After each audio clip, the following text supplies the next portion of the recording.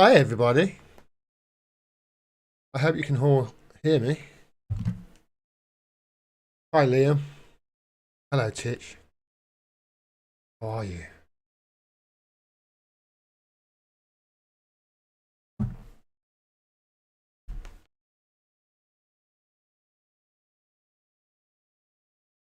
We are live. Slow News Day, Stevie. Love you, mate. What's up, Bobby?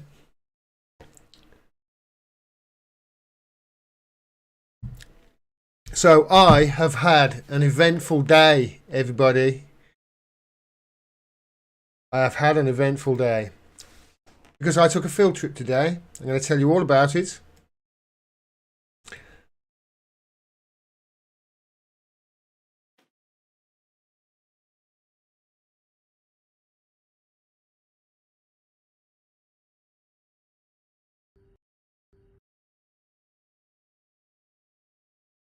All right, that's that set up. Hey, whatever, man. Hey, Kevin Rathbone. Hi, everybody.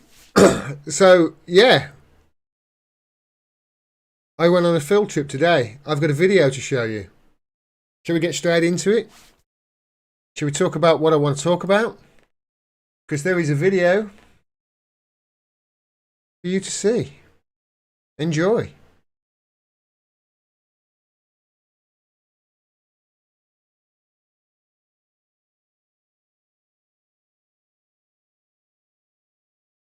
Hi everybody, a field trip today. I'm outside UAV Engines in Shenston. And the reason I'm here is because UAV Engines have been the target of some action by a group called Palestine Action, who have pretty much shut this building down. As you can see, the windows have been smashed.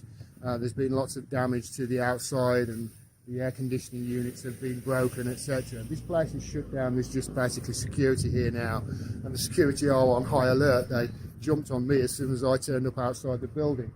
So the reason Palestine Action targeted this place is because their parent company is Elbit Systems, and UAV Engines supply the engines that Elbit Systems put in the drones that are then sold to Israel to be used on innocent Palestinians. The drones that Elbit Systems supply to Israel have been described as the backbone of Israel's drone defense systems.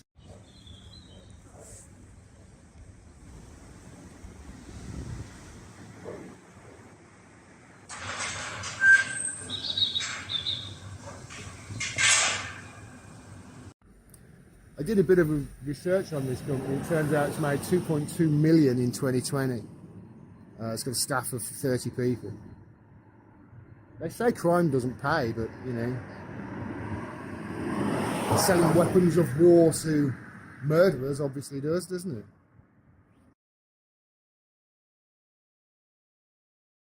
Well, up until very recently, I would say, yeah, it does. If you look on the face of it, that was my local paper, by the way. I got that stat from. They even covered this.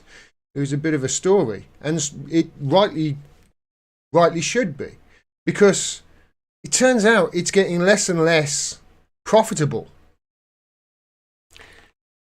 They have recently won 2 court cases. Palestine Action have, targeting Elbit Systems and the companies that either supply them or the Elbit Systems is a parent company of. They're winning. There's no doubt about it. Just want to read you this from Electronic Intifada by Asa Winstanley. Activists celebrated another victory against Israeli drone giant Elbit on Thursday. This is a different action that they were taking. Birmingham Magistrates Court ordered that 3 activists go free despite charges of criminal damage, resisting arrest, and a charge related to suspected aggravated trespass. The Palestine Action campaigners had targeted an Elbit landlord, Vine Property Management, in Birmingham in the English Midlands. The case is the second against Palestine Action to come to trial. Last month, the group's first trial also ended in acquittal, with protesters found not guilty of criminal damage. Like I say, they're winning. These activists in the first trial successfully argued that damage they caused to Elbit's Shenstone factory near Birmingham, that's the one I was at today, this is a different action that they took against it a couple of years ago, was proportionate action to halt the factory's involvement in Israeli war crimes against Palestinians. Proportionate action. Oh, well, I mean, I would suggest that they've got quite some way to go and they're showing restraint if that's the case. The group had chained themselves to the gates of Elbit's subsidiary UAV Engines in Shenstone, that's where I was today, and splattered the building with blood red paint in January last year. The three activists cleared in the second trial on Thursday had taken action to shut down Vine Properties in July last year as part of a wider campaign targeting the suppliers, partners and landlords of Elbit, the group said in a statement. Like I say, these activists are winning and they are arguing in court that what they're doing is proportionate to stop Israeli war crimes. And they're winning. It's kind of incredible. It really is. And I was there today, and when I got there, they are on high alert. Real high alert there. There's no doubt about it. I filmed a couple of little bits that you saw there as I was walking past it, just as I was walking past it. And by the time I got to the corner of the private road, I was I was basically approached by somebody who, let's face it, he was the size of a small vehicle. You know, you wouldn't be able to go through him, but he wasn't going to catch you if you ran any faster. Anyway, and he had a camera on his shoulder as well. It was kind of incredible, and it was like, I'm a journalist, I'm just filming a piece. He's like, is there any good? I don't know, mate. And there was, you getting no information at all as to how long the factory was going to get shut down. But I had a look around, and they've really knocked off the air conditioning units of the factory. If you look at the live stream I did last night and the Palestine Action Twitter thread, they've caused a hell of a lot of damage. A hell of a lot. If that company is making 2.2 million a year, that's a lot of money per month. If they're shut down for a month, then it turns out that, you know, maybe manufacturing weapons of war isn't as profitable as I said at the end of that. The five people, by the way, who got on the site, I think it was 5 or 6, they were arrested. Here are the Palestine Action heroes. Sorry, I was just reading that out. That wasn't me. I meant to say activists, not heroes. Here are the Palestine Action who earlier. Shut Elbit down! We shut Elbit down. You sure did. Yeah, this is 3 days later, and it is still shut down. There's no doubt about it. There's nothing going on at that factory at all. Now, I know that there are going to be some people out there who are going to say that this is wrong and this is going too far, and perhaps they're going to then say, "Oh well, you know, Priti Patel's bill on protest coming in, you know, then, you know, maybe we should get behind that." No, I'm going to tell you why now. You don't. Because this is proportionate and they are winning. First of all, I want to show you in their own words why they're doing this. And then I want to come to what the other side are doing in retaliation. Because it's not good. And it's not good not just for... Well, we'll get to it. Just listen to these people. I'm here today because I refuse to stand idly by while several generations are brutalised and traumatised and murdered for the profits of people who don't even have to see firsthand the destruction that they're capitalising on. I wish with every fibre of my being that asking nicely got people their safety and their freedom and their well-being, but unfortunately that is not the world that we're living in, so this is what we do. I think it's important to note that Elbit not only manufactures several weapons that have been deemed illegal under international law by the Human Rights Watch, but also are manufacturing drones which are going to be used to surveil not only the UK population, but also the UK's borders against migrants and asylum seekers. So I'd really encourage everyone watching this to get involved to whatever capacity they feel able to. Okay, that's the one person. Now listen to the next. I want you to listen to them all. Seriously, if you're on the side of the private property there, saying no, that these activists have gone too far, I want you to listen to them, and then I want to show you something else which is really worrying. We're here today because it's in this factory, in this town, in this country, that the weapons made to kill the people of Palestine are produced. This was a crisis, if you want to be kind to call it a crisis, completely manufactured by our government and other imperial colonial powers, and is ultimately about suppressing a population to ensure control of the region. Just no concern for human beings' lives. I'm not in Palestine, I'm not on that ground, I can't do anything about the situation there. I'm here, and this is what I can do about the situation. I can come to this factory and I can shut them down. And maybe it's only for a few weeks, maybe it's only for a few days, but any damage that we do, any cost that we impose upon them, it's a fraction of what they're doing to Palestine. I'm pretty sure, by the way, that last bit that he said was, if ever somebody asked the question, oh yeah, if you care about Palestine so much, why don't you go and live there? I think that's basically his answer. In Elbit's own words, their weapons are battle proven on Palestinian people. Battle proven.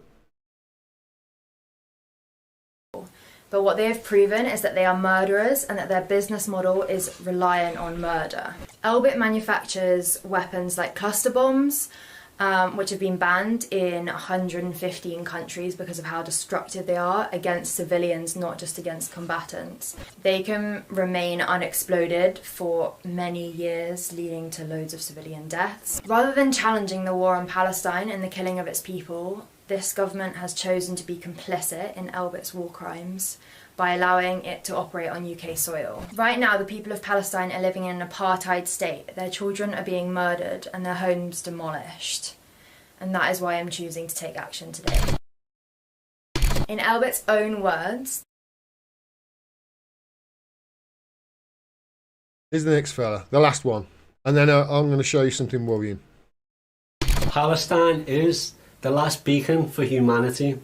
If we fail to act as Palestine Action has been acting and will continue to act, then we would be complicit in the atrocities that happen every single day as the megalomaniac state of Israel is allowed an ever-growing apartheid state to serve its masters in the UK and the US as a loyal punter to the military-industrial complex. Israel's monopoly of violence doesn't start in Palestine.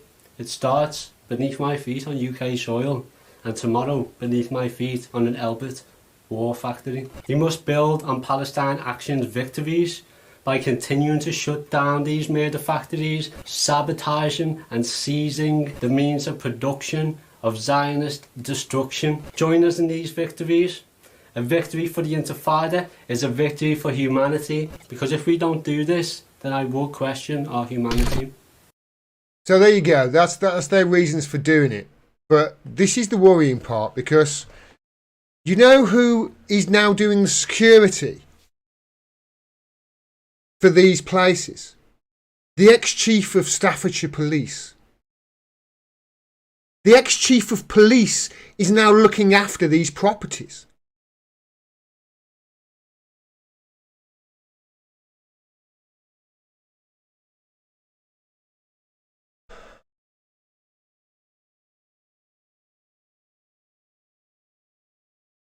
I will be looking into this.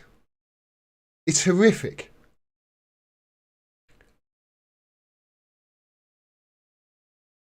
Yeah, so that's what I found today. Where I went. They did a lot of damage. They really did. And if their defence in court is, well, this is proportionate, then, well, I mean, you've seen what happens to, well, you saw what happened to the the press tower in Gaza.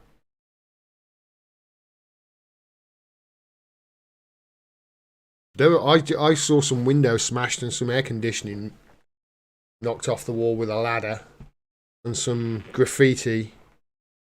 Yeah, and some damage to maybe the inside of the building and some equipment.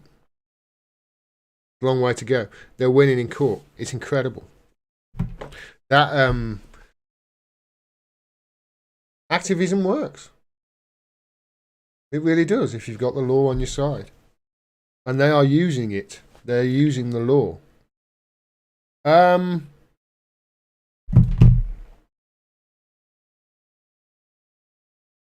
was something else I wanted to talk about. I'm sure there was.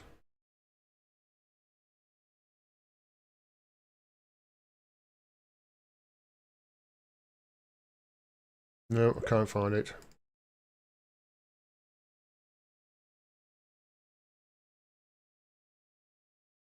No, that was it. Okay.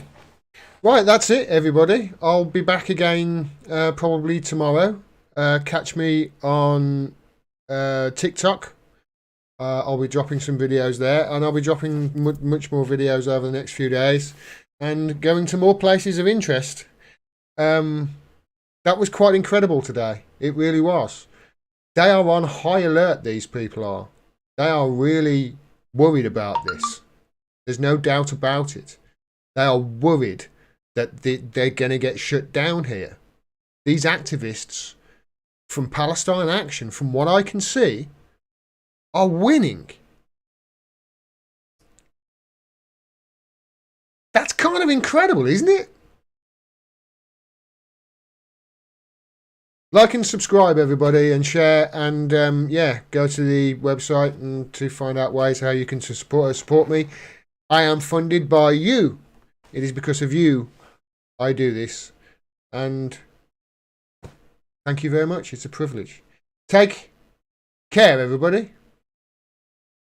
Activism works. It's kind of incredible.